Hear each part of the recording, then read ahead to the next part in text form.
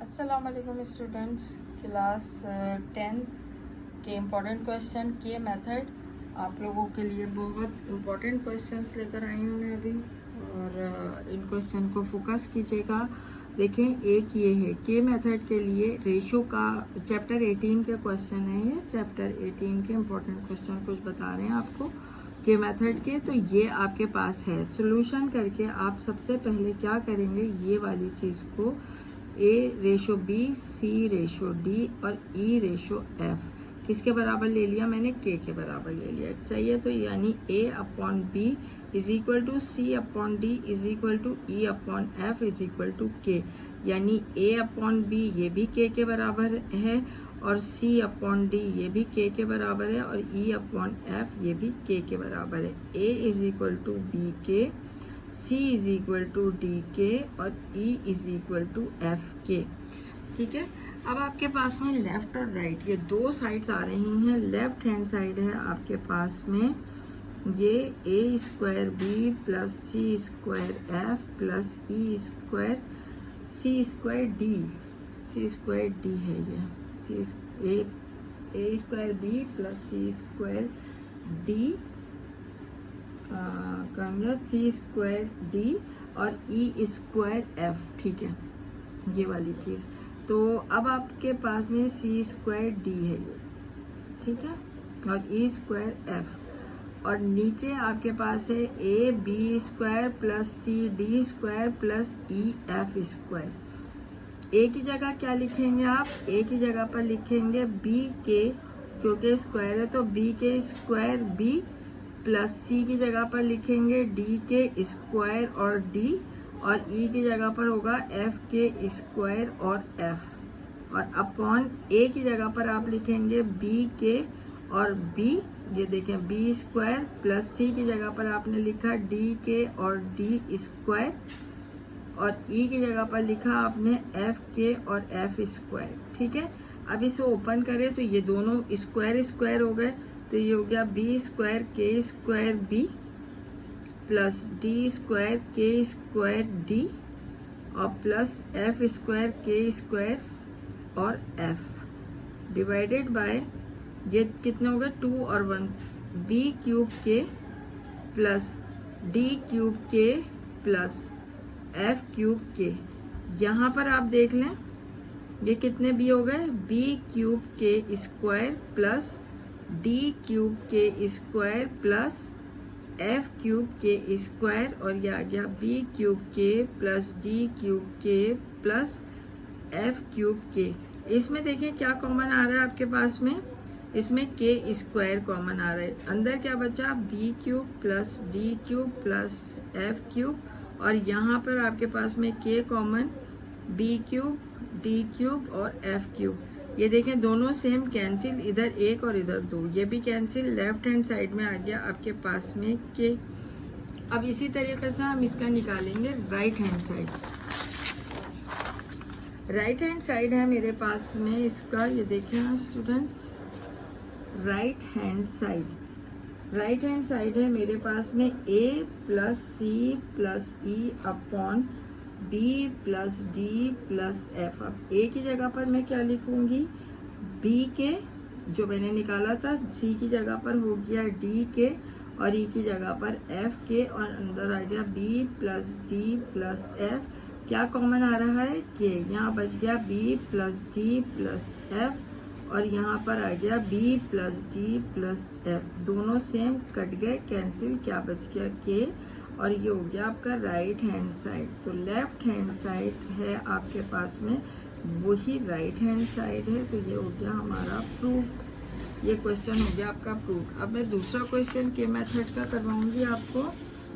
के मेथड का दूसरा क्वेश्चन जो है एक ये भी है के मेथड में, if y is equal to, नहीं इससे पहले एक और क्वेश्चन है ये वाला, if P ratio Q R ratio S then show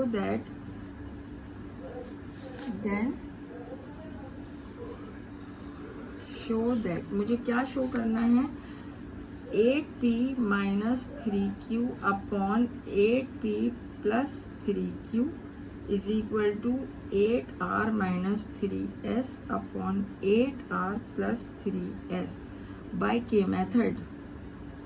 ये लिखा हुआ होगा, इसमें नहीं भी लिखा तो आप इसको के मेथड से ही सॉल्व करेंगे। तो सॉल्यूशन करके मैंने सबसे पहले क्या रेशो उठा लिया, P ratio Q is equal to R ratio S is equal to K। Same वही पुराना तरीका, ये R upon S is equal to K, यानी P upon Q is equal to K, ये भी K के बराबर है, और R अपॉन S ये भी K के बराबर है। तो P किसके बराबर हो गया, Q के, और R बराबर हो गया S के। अब हमने उठाई left hand side, left hand side है मेरे पास में 8p minus 3q upon 8p plus 3q। जहाँ जहाँ पर भी p है वहाँ पर मैं उसकी वैल्यू 8 लिख लिया, और p की जगह पर क्या है मेरे पास में q के माइनस 3q 8, और p की जगह पर है q के प्लस 3q। अब इसके अंदर देखें, ये हो गया 8q के minus 3q divided by 8q के प्लस 3q। क्या कॉमन आ रहा है, यहाँ पे q कॉमन आ गया, तो ये बच गया 8k माइनस 3q, और यहाँ पर आप देखें यहाँ पर भी q कॉमन आ रहा है, तो ये बच गया 8k plus 3q, 8k plus 3, q common आ गया था ना, 8k प्लस 3, ये वाली चीज़ है, ठीक है। q कॉमन, q दोनों के बराबर कट गए, तो बच गया मेरे पास में 8k माइनस 3 और 8k प्लस 3। ये आ गई आपके पास में लेफ्ट हैंड साइड। इसी तरीके से हम निकालेंगे इसकी right hand side. Right hand side हम इधर ही निकाल देते हैं इसकी। राइट हैंड साइड है मेरे पास में 8r minus 3s upon 8r plus 3s। अब r की जगह पर क्या है, r जो है ये तो 8 लिख दिया, r है s के माइनस 3s, यहाँ पर है 8r की जगह पर s के प्लस 3s, ठीक है। तो ये हो गया 8s के माइनस 3s 8s के प्लस 3s। बहुत आसान सवाल है ये। इसके अंदर से s कॉमन बच गया 8k माइनस 3, और यहाँ पर आपके पास में आ गया s कॉमन, और ये आ गया आपके पास में 8k प्लस 3। तो s से s कैंसिल, बच गया आपके पास में 8k माइनस 3 और 8k प्लस 3।